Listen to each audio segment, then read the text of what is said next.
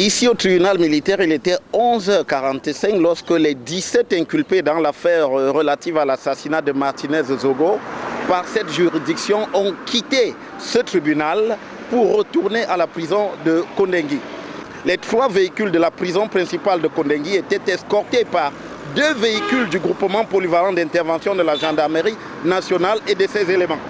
Il aura donc fallu près de 2 heures au président du tribunal militaire pour notifier ces 17 mises en cause dans cette affaire Martinez-Zogo, pour les informer notamment de ce que la première audience dans cette affaire se tiendra le 25 mars prochain au tribunal militaire ici à Yaoundé.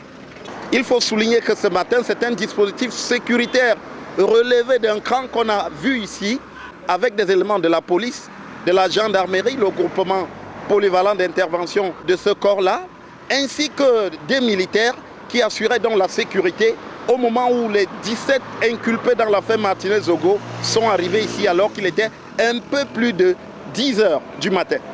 Dès le 25 mars prochain donc, ces inculpés devront répondre principalement de 4 chefs d'inculpation.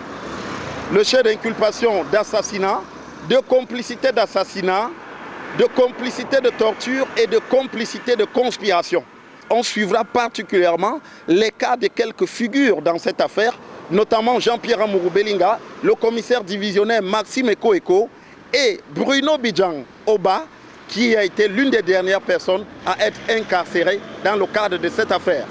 Rendez-vous donc dans quelques jours ici au tribunal militaire pour le début de cette affaire qui tient les Camerounais en haleine depuis janvier 2023.